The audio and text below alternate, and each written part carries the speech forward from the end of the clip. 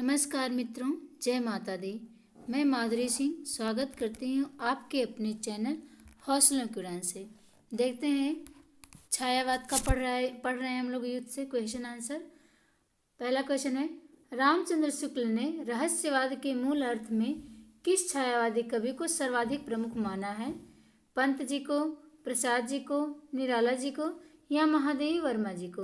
तो ये महादेवी वर्मा जी को रहस्यवाद के मूल अर्थ में माना है छायावादी कवि में। देखते हैं व्याख्या। रामचंद्र शुक्ल ने रहस्यवाद के मूल अर्थ में महादेवी वर्मा को छायावादी कवियों में सर्वाधिक प्रमुख माना है। इन्हें आधुनिक युग की मीरा भी कहा जाता है। और हिंदी में छायावाद के प्रथम प्रयोक्ता कौन है? तो मुकुटधर पांडे। इसको माना किसने है? तो शुक्ल जी ने माना है। छायावाद के 4 स्तंभ देखिएगा, जयशंकर प्रसाद, सुमित्रानंदन पंत, सूर्यकांत त्रिपाठी निराला और महादेवी वर्मा। देखते हैं अगला क्वेश्चन। इस समय तो भारतीय पुरुष जैसे अपने मनोरंजन के लिए रंग बिरंगे पक्षी पाल लेते हैं, उपयोग के लिए गाय और घोड़ा पाल लेता है, उसी प्रकार वह एक स्त्री को पालता है तथा पालित पशु पक्षियों के समान ही वह उसके शरीर और मन पर अधिकार समझता है। ये उपयुक्त कथन किसका है? महादेवी वर्मा का, अनामिका का, प्रभा खेतान का, मैत्रेयी पुष्पा का? तो ये महादेवी वर्मा जी का कथन है। उपयुक्त कथन महादेवी वर्मा का है। महादेवी वर्मा 1907 ईस्वी में इनका जन्म हुआ है और ये आधुनिक युग की मीरा कहलाती हैं। हिंदी के विशाल मंदिर की वीणा पाड़ी भी कहा जाता है इनको। महादेवी वर्मा को बौद्ध धर्म से प्रभावित रहस्यवादी कवित्री के रूप में स्वीकार किया जाता है। इनका सर्वाधिक प्रिय प्रतीक कौन सा है? तो दीपक और बादल। रेखा चित्र में अतीत के चलचित्र 1941 ईस्वी की, स्मृति की रेखाएं 1943 ईस्वी की रेखा चित्र है। संस्मरण में देख लीजिएगा आप लोग, पथ के साथी 1956 ईस्वी में और मेरा परिवार 1972 ईस्वी में। ये संस्मरण है इनकी। और कविता संग्रह कौन कौन से हैं? निहार, रश्मि, नीरजा, सांदगीत और यामा। देखते हैं अगला क्वेश्चन। नई कविता के प्रथम अंक में निराला की किस कविता का अनेक कवियों द्वारा सामूहिक रूपांतर प्रकाशित हुआ था? बनबेला, यमुना के प्रति, वह तोड़ती पत्थर, जूही की कली। तो ये जूही की कली है। देखते हैं नई कविता के प्रथम अंक में निराला की कविता जो जूही की कली है 1916 ईस्वी में, इसका अनेक कवियों द्वारा सामूहिक रूपांतर प्रकाशित हुआ। नई कविता नाम किसने दिया है? तो अज्ञे का दिया हुआ है। अपनी एक रेडियो वार्ता में उन्होंने इस पद का सर्वप्रथम प्रयोग किया था, जो बाद में नए पत्ते अंक में नई कविता शीर्षक से प्रकाशित हुई है। नई कविता का आरंभ 1954 ईस्वी में जगदीश गुप्त द्वारा संपादित किया गया है। नई कविता पत्रिका के प्रकाशन से माना जाता है। देखते हैं अगला क्वेश्चन। दोनों का हठ था दुर्निवार, दोनों ही थे विश्वासहीन। ये कामायनी की उपयुक्त पंक्ति से क्या आशय है? श्रद्धा और मनु के बीच विश्वास खंडित हो गया था। ईड़ा और मनु में हठ धर्मिता बढ़ गई थी। देव और मानव दोनों हठी और विश्वासहीन थे। आकुली और किलात मनु से यज्ञ के लिए दुर्निवार हट कर रहे थे। तो ये ऑप्शन नंबर सी, देव और दानव जो दोनों हठी और विश्वासहीन थे। दोनों का हठ था दुर्निवार। देखते हैं व्याख्या। दोनों का हठ था दुर्निवार, दोनों ही थे विश्वासहीन। कामायनी की उपयुक्त पंक्ति से आशय है देव और दानव दोनों हठी और विश्वासहीन थे। कामायनी छायावाद की पुरस्कर्ता जयशंकर प्रसाद का भाव प्रधान महाकाव्य है। कामायनी 1935 ईस्वी की है। इसमें मंगला प्रसाद पारितोषिक से पुरस्कृत किया गया है। और कामायनी 15 सर्गों में है, जिनका विवरण इस प्रकार है। चिंता, आशा, श्रद्धा, काम, वासना, लज्जा, कर्म, ईर्ष्या, ईड़ा, स्वप्न, संघर्ष, निर्वेद, दर्शन, रहस्य, आनंद। आचार्य शांति द्विवेदी ने कामायनी को छायावाद का उपनिषद कहा है। तो छायावाद का उपनिषद रामायण महाभारत पढ़ने से हमें शांति मिलती है। तो शांति प्रिय द्विवेदी कामायनी को छायावाद का उपनिषद कहा जाता है। देखते हैं अगला क्वेश्चन। मधुशाला काव्य के रचयिता कौन है? हरिवंश राय बच्चन है, सुमित्रानंदन पंत हैं, अमिताभ बच्चन हैं, शैल चतुर्वेदी है। तो मधुशाला को देखते ही आप लोगों को हरिवंश राय बच्चन कई याद आ जाते हैं। अगला क्वेश्चन देखते हैं, इनकी व्याख्या देख लेते हैं। मधुशाला काव्य के रचयिता हरिवंश राय जी हैं, बच्चन जी हैं। हरिवंश बच्चन हालावाद के प्रवर्तक हैं तथा इनके द्वारा रचित मधुशाला 1935, मधुबाला 1936 तथा मधु कलश 1937 ईस्वी में का हालावाद का धर्म ग्रंथ कहा जाता है और इसे सुमित्रानंदन पंत को प्रकृति का सुकुमार कवि कहा जाता है। इनकी प्रमुख रचनाएं ग्रंथि, गुंजन, ग्राम्या, युगांत, स्वर्णकिरण, स्वर्धोली, कला और बूढ़ा चांद, लोकायतन, चिदम्बरा, सत्यकाम कहा जाता है। सत्यकाम इनकी है पंत जी की। अगला क्वेश्चन देखते हैं, छायावाद शब्द का प्रथम प्रयोक्ता किसे माना जाता है? तो ये मुकुटधर पांडे को ही माना जाता है। देखते हैं व्याख्या। छायावाद शब्द का प्रथम प्रयोक्ता मुकुटधर पांडे को माना जाता है। मुकुटधर पांडे ने जबलपुर से, कहाँ से? जबलपुर से प्रकाशित पत्रिका श्री शारदा में सन 1920 ईस्वी में हिंदी में छायावाद शीर्षक से 4 किस्तों में, कितने? 4 किस्तों में एक लेख प्रकाशित करवाया। और छायावाद के प्रवर्तक और प्रस्तोता निम्नलिखित हैं। देखिएगा, प्रवर्तक, छायावाद के प्रवर्तक मैथिली शरदगुप्त और मुकुटधर पांडे किसने माना है? तो ये आचार्य रामचंद्र शुक्ल जी ने माना है। सुमित्रानंदन पंत को किसने माना है छायावाद का प्रवर्तक? तो ये नंद दुलारे वाजपेयी ने माना है। और माखनलाल चतुर्वेदी को किसने माना है छायावाद का प्रवर्तक? तो प्रभाकर माचवे और विनय मोहन ने माना है माखनलाल चतुर्वेदी को। इसको कैसे मानेंगे? छायावाद के प्रवर्तक माखनलाल चतुर्वेदी। माखन आएगा नाम तो हम मानेंगे प्रभाकर मचावे। प्रभा के समय मचा रहे हैं शोर माखन के लिए, तो माँ ने कहा कि नहीं, विनय से मोहन, विनय से मांगो माखन, विनय से मांगो मोहन माखन। तो माखनलाल चतुर्वेदी को किसने माना छायावाद का प्रवर्तक? प्रभा समय शोर मचा रहे हैं, प्रभाकर माचवे। तो माँ कले विनय पूर्वक मांगो मोहन माखन। तो विनय मोहन भी माखनलाल चतुर्वेदी की है। और इलाचंद्र जोशी की वह अन्य विद्वान किसे माने हैं? वह जयशंकर प्रसाद को माने हैं। अन्य विद्वान जयशंकर प्रसाद को माने हैं। इलाचंद्र इलायची जयशंकर का प्रसाद कैसा है? इलायची वाला है। जयशंकर का प्रसाद कैसा है? तो इलायची वाला। तो जयशंकर प्रसाद को किसने माना है? इलाचंद्र जोशी ने माना है। अगला क्वेश्चन देखते हैं, सबका निचोड़ लेकर तुम सुख से सूखे जीवन में, बरसों प्रभात हिमकन सा आंसू इस विश्व सदन में। उपर्युक्त पंक्तियां निम्न में से किसकी है? महादेव वर्मा की है, सूर्यकांत त्रिपाठी निराला की है, सुमित्रानंदन पंत की है, जयशंकर प्रसाद की है। तो ये जयशंकर प्रसाद की पंक्तियां हैं। देखते हैं व्याख्या। जयशंकर प्रसाद की पंक्तियां, सबका निचोड़ लेकर तुम सुख से सूखे जीवन में, बरसों प्रभात हिमकन सा आंसू इस विश्व सदन में। प्रस्तुत पंक्तियां जयशंकर प्रसाद की है। देखते हैं अगला कथन, धन्य में पिता निरर्थक था, कुछ भी तेरे हित न कर सका। ये किसका है? ये निराला की पंक्तियां हैं। धन्य में पिता निरर्थक था, कुछ भी तेरे हित न कर सका। ये सूर्यकांत त्रिपाठी निराला जी की है। आगे देखते हैं किसकी कथन है, मैं नीर भरी दुख की बदली, परिचय इतना इतिहास ही। ये महादेव वर्मा की है। मैं नीर भरी दुख की बदली, परिचय इतना इतिहास ही, उमड़ी कल थी मिट आज चली।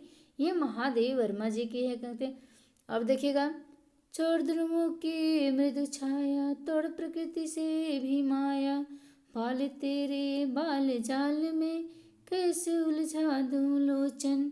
ये पंत जी की है। छोड़ ध्रुवों की मृदु छाया, तोड़ प्रकृति से भी माया, बाल तेरे बाल जाल में कैसे उलझा दूं लोचन। ये पंत जी की है। अगला क्वेश्चन देखते हैं, हिंदी काव्य में जो छायावाद युग है वही हिंदी उपन्यास एवं कहानियों के संदर्भ में कौन सा युग है? तो हिंदी और उपन्यास किसने लिखा है? तो प्रेमचंद्र युग ने लिखा है। प्रेमचंद्र जी ने लिखा, तो प्रेमचंद्र युग से हिंदी कहानियाँ माना जाएगा। और हिंदी काव्य में छायावाद माना जाता है। छायावाद में हिंदी काव्य लिखा गया है। देखते हैं व्याख्या।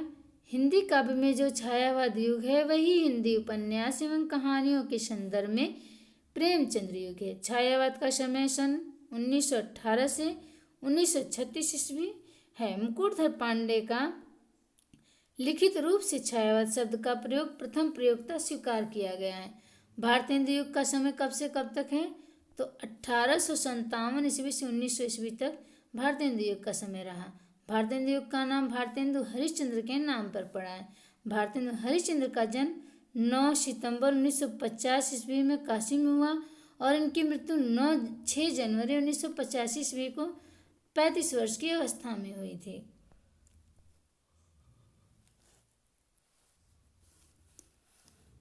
देखते हैं अगला क्वेश्चन। किस कवि को प्रकृति का सुकुमार कवि कहा जाता है? तो प्रचलित क्वेश्चन है सुमित्रानंदन पंत को। सुमित्रानंदन पंत को प्रकृति का सुकुमार कवि कहा जाता है। पंत छायावाद के कवि हैं। इनकी प्रमुख रचनाएं ग्राम्या, ग्रंथि, बीड़ा, लोकायतन, चिदंबरा, उच्छ्वास, पल्लव आदि हैं। जबकि रामधारी सिंह दिनकर को समय, सूर्य और अधैर्य का कवि भी कहा जाता है। जयशंकर प्रसाद को क्या कहा जाता है? तो प्रेम और सौंदर्य का कवि कहा जाता है जयशंकर प्रसाद को। अगला क्वेश्चन है कामायनी के संदर्भ में असत्य कथन को चिन्हित करना है। यह कृति अभेद मूलक अद्वैतवाद का शंखनाद करती है। यह नारी सृष्टि के लिए संजीवनी है। इस कृति में मानवीय संवेगों का उदात्तीकरण नहीं है। यह शाश्वत जीवन और मानुष कल्याण का काव्य है। तो बताना इसमें असत्य कथन कौन सा है? इसमें असत्य कथन जो है ऑप्शन नंबर सी है। इस कृति में मानवीय संवेगों का उदात्तीकरण हुआ है। ये उदात्तीकरण नहीं है, नहीं दिया ना, तो यही सही है, नहीं है। असत्य कथन को चिन्हित करना, ये असत्य है यानी सत्य नहीं है और ये सब सत्य है। इस कृति में मानवीय संवेगों का उदात्तीकरण नहीं है, ये कथन असत्य है। देखते हैं व्याख्या। इस कृति में मानवीय संवेगों का उदात्तीकरण नहीं है, कामायनी के संदर्भ में यह कथन क्या है? असत्य है। जबकि यह कृति अभेद मूलक अद्वैतवाद का शंखनाद करती है। यह नारी सृष्टि के लिए संजीवनी है तथा यह शाश्वत जीव और मनुष्य कल्याण का काव्य है। सभी कथन कामायनी के संदर्भ में सत्य है। देखते हैं अगला क्वेश्चन। मैं भूल गया अस्तित्व ज्ञान जीवन का यह शाश्वत प्रमाण करता मुझको अमृत दान। मैं भूल गया अस्तित्व ज्ञान जीवन का यह शाश्वत प्रमाण करता मुझको अमृत दान। ये उपयुक्त पद में अस्तित्व ज्ञान भूल चुके को अमृत देने की बात कही गई है। ऐसा संभव होने का आधार है। भूलने वाला सरलता से नया ज्ञान ग्रहण कर लेता है। भूलने वाला अपने क्षणभंगुर अस्तित्व को भुलाकर शाश्वत के प्रति चेतन होने की स्थिति में आ चुका है। अस्तित्व ज्ञान भुलाकर अस्तित्वहीनता की दिशा में पहुंचा हुआ व्यक्ति शाश्वत को ग्रहण कर सकता है। अस्तित्व ज्ञान भूलने की बात अलग है और अमृतत्व दान ग्रहण करने की बात अलग है। तो option number C option number C वाला है। अस्तित्व ज्ञान भुलाकर अस्तित्वहीनता की दिशा में पहुंचा हुआ व्यक्ति शाश्वत को ग्रहण कर सकता है। उपयुक्त पद में अस्तित्व ज्ञान भूल चुके को अमृत देने की बात कही गई है। संभव होने का आधार क्या है? तो यही आधार संभव होने का कि उपयुक्त पद में अस्तित्ववाद ज्ञान भूल चुके को अमृत देने की बात कही गई। ऐसा संभव होने का आधार है अस्तित्व ज्ञान भुलाकर अस्तित्वहीनता की दशा में पहुंचा हुआ व्यक्ति शाश्वत को ग्रहण कर सकता है। अगला क्वेश्चन है आधुनिक काल के तीसरे उत्थान की प्रमुख साहित्यिक प्रवृत्तियां हैं प्रगतिवाद, प्रयोगवाद, हालावाद या छायावाद। तो ये छायावाद है। आधुनिक काल के देखते हैं व्याख्या। आधुनिक काल के तीसरे उत्थान के प्रमुख साहित्यिक प्रवृत्ति छायावाद है। आचार्य रामचंद्र शुक्ल ने छायावाद को नई धारा तृतीय उत्थान के अंतर्गत रखा है तथा समय अवधि सन 1918 से 1936 ईस्वी तक माना है। समय अवधि 1918 से 1936 ईस्वी तक माना है। देखते हैं अगला क्वेश्चन। कामायनी किसकी पुत्री है? श्रद्धा, मनु, काम, इड़ा। तो ये काम की पुत्री कामायनी। देखते हैं व्याख्या। कामायनी काम की पुत्री थी। कामायनी महाकाव्य के लेखक छायावादी कवि जयशंकर प्रसाद है। कामायनी में कुल 15 सर्ग है। कितने सर्ग हैं? 15।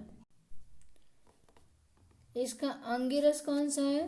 तो शांत रस है। इनका दर्शन समरसतावाद, आनंदवाद पर आधारित है। आचार्य शांति प्रद्योतनी ने कामायनी को क्या कहा है? छायावाद का उपनिषद कहा है। अगला क्वेश्चन है, प्रसाद की गीत कला का उत्कृष्ट रूप उनके किस संकलन में दिखाई देता है? झरना में, तरंग में, आंसू में, लहर में। तो ये लहर में दिखाई देता है। देखते हैं, प्रसाद की गीत कला का उत्कृष्ट रूप उनके लहर काव्य संकलन में दिखाई देता है। प्रसाद द्वारा रचित अन्य काव्य कृतियाँ हैं। उर्वशी प्रसाद की 1909 की है, चंपू काव्य है।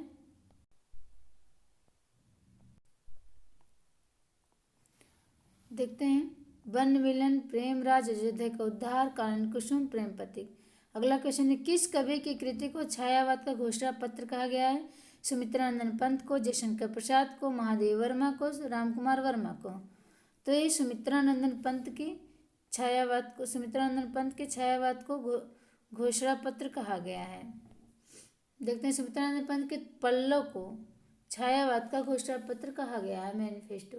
पंत जी को संवेदनशील इंद्रिय बोध का कवि भी कहा जाता है। अगला क्वेश्चन है, कामायनी को छायावाद का उपनिषद किसने कहा है?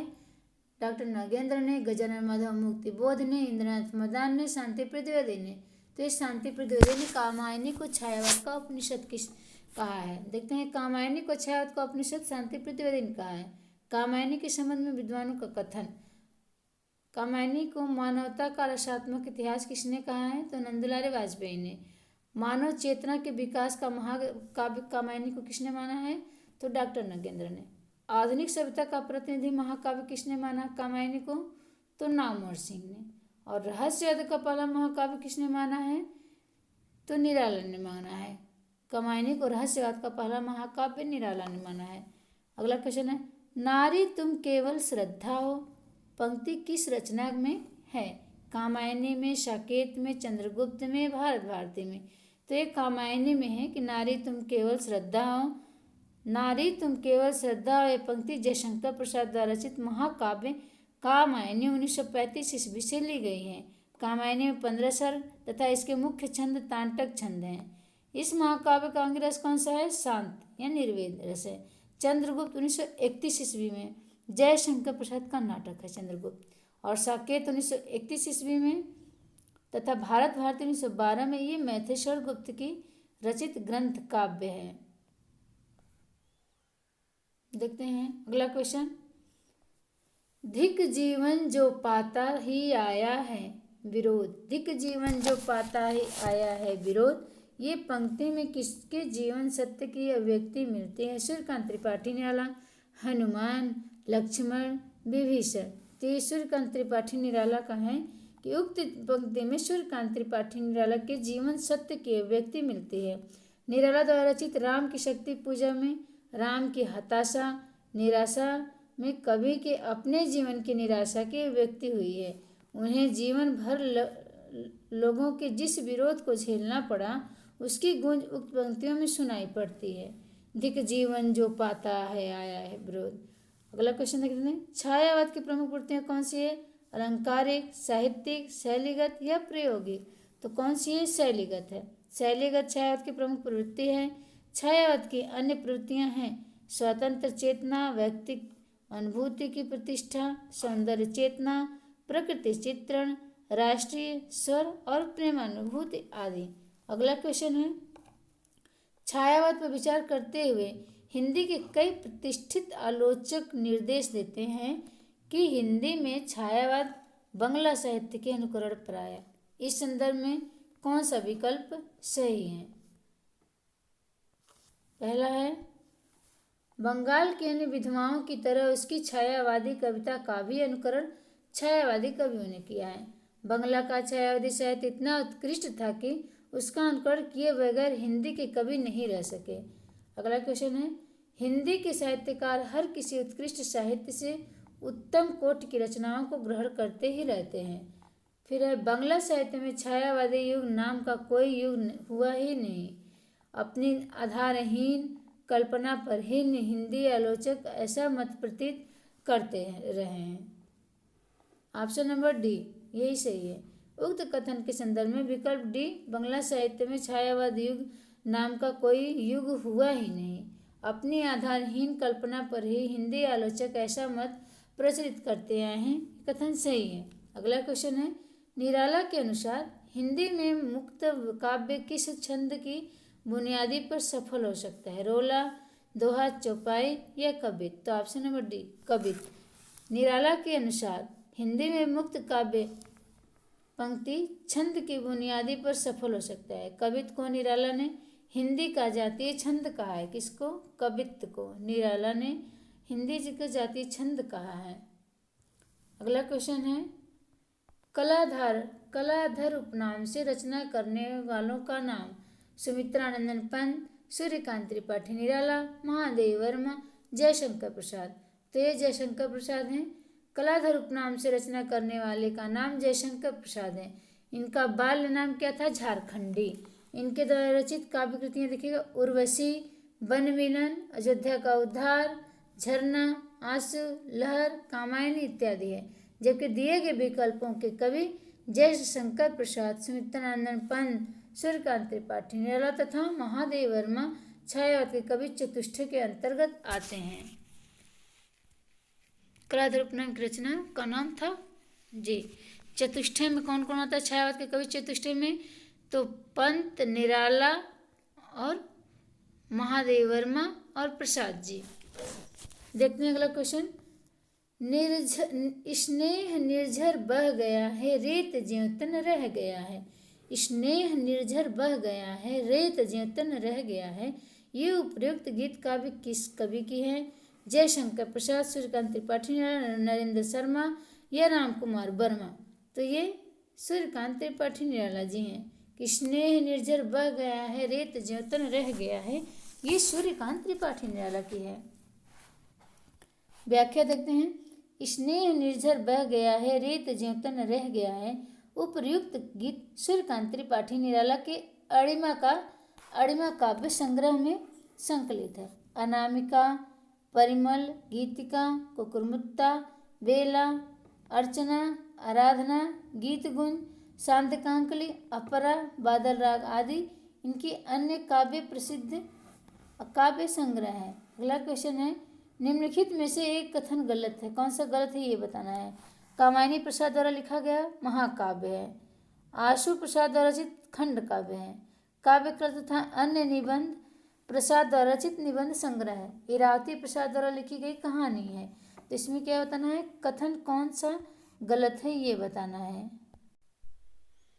ऑप्शन नंबर डी है, इरावती प्रसाद द्वारा लिखी गई कहानी है, ये कथन गलत है और बाकी सब सही है।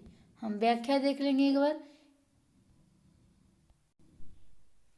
व्याख्या देखते हैं, इरावती जयशंकर प्रसाद की कहानी नहीं बल्कि अपूर्ण उपन्यास है। इनके अन्य उपन्यास कंकाल एवं तितली हैं। कामायनी प्रसाद का महाकाव्य तथा आशु प्रसाद द्वारा रचित खंड काव्य है। कामायनी महाकाव्य है और आशु खंड काव्य है। काव्य कला तथा अन्य निबंध प्रसाद द्वारा रचित निबंध संग्रह है। अगला क्वेश्चन देखते हैं, छायावाद की निम्नलिखित विशेषताएं हो सकती हैं। विशेषण, विपर्य, स्वच्छंद भावावेश, मूर्ति विधान, इतिवृत्तात्मकता।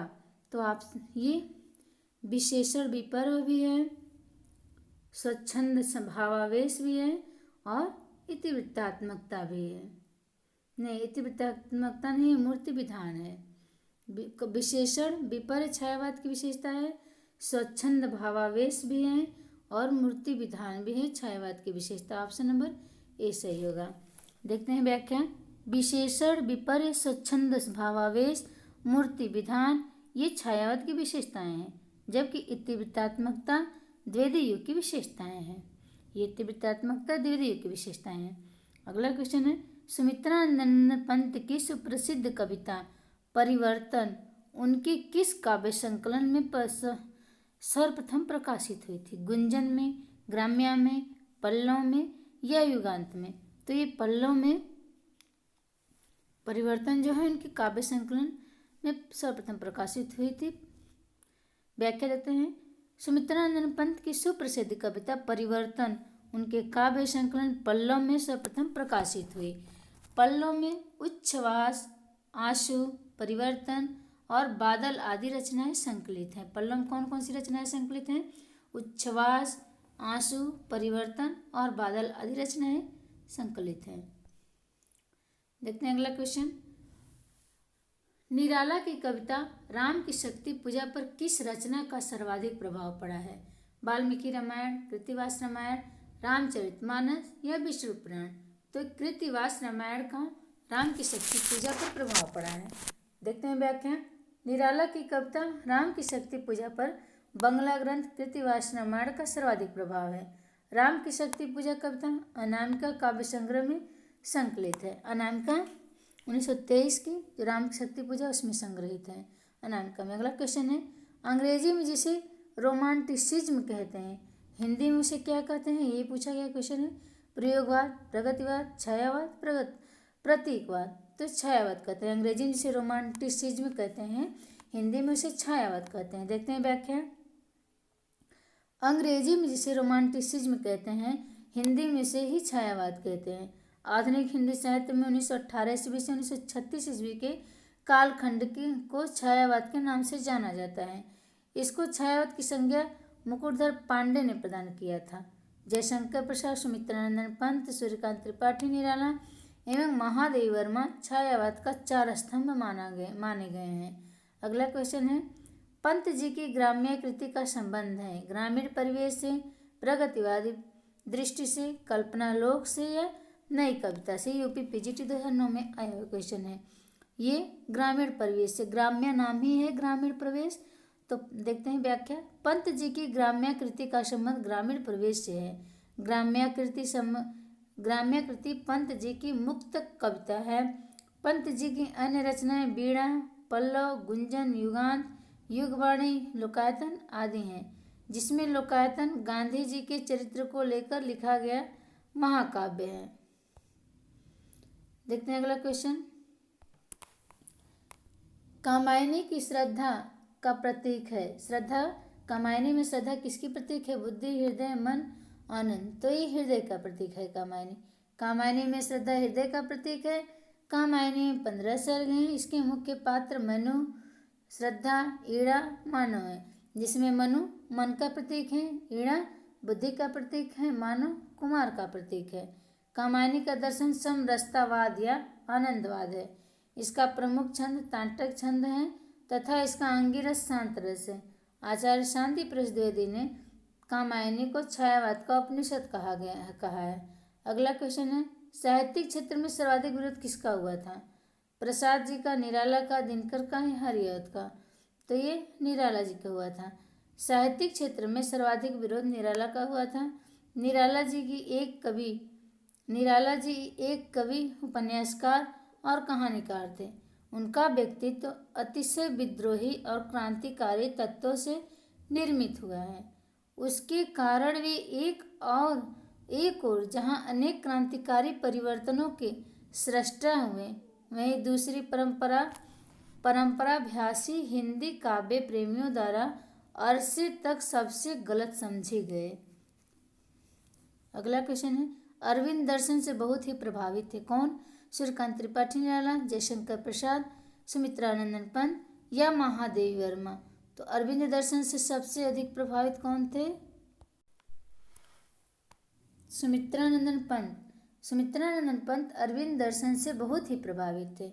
उनका संपूर्ण साहित्य सत्यम शिवम सुंदरम के आदर्शों से प्रभावित होते हुए भी समय के साथ निरंतर बदलता रहा है। जहाँ प्रारंभिक कविताओं में प्रकृति और सौंदर्य के रमणीय चित्र मिलते हैं, वहीं दूसरी चरण की कविताओं में छायावाद के सूक्ष्म कल्पनाओं और कोमल भावनाओं के और अंतिम चरण की कविताओं में प्रगतिवाद और विचारशीलता के उनकी सबसे बाद की रचनाएं जो है अरविंद दर्शन और मानव कल्याण की भावनाओं से उत्प्रेरित है। अगला क्वेश्चन है। तेरा वैभव देखूं या जीवन का क्रंदन देखूं। यह पंक्ति किसका है? निराला का, अज्ञेय का, महादेव वर्मा का, बच्चन का? तो ये महादेव वर्मा का है। तेरा वैभव देखूं या जीवन का क्रंदन देखूं, यह पंक्ति महादेव वर्मा की है। महादेव वर्मा छायावादी युग के 4 प्रमुख स्तंभों में से एक मानी जाती हैं। आधुनिक हिंदी की सबसे सशक्त कवित्रियों में से एक होने के कारण उन्हें आधुनिक मीरा के नाम से जाना जाता है। इनके द्वारा रचित कविता संग्रह हैं निहार, रश्मि, निर्जा, सांदगीत, दीपशिखा, शतपड़ा, अग्निरेखा आदि। अगला क्वेश्चन है, इनमें से कौन उत्तर छायावादी कवि नहीं है? नरेंद्र शर्मा, रामकुमार वर्मा, बच्चन, अंचल। तो इनमें से उत्तर छायावादी कवि कौन सा नहीं है बताना है। तो ये उत्तर छायावादी कवि रामकुमार वर्मा, ये उत्तर छायावादी कवि रामकुमार वर्मा नहीं हैं। ये कौन से कवि हैं? ये छायावादी कवियों के अंतर्गत आते हैं। और रामकुमार वर्मा जो हैं हिंदी के सुप्रसिद्ध साहित्यकार और व्यंग्यकार और हास्य कवि के रूप में जाने जाते हैं और इन्हें हिंदी एकांकी का जनक भी माना जाता है। इन्हें साहित्य एवं शिक्षा के क्षेत्र में 1963 ईस्वी में पद्म भूषण से सम्मानित किया गया था।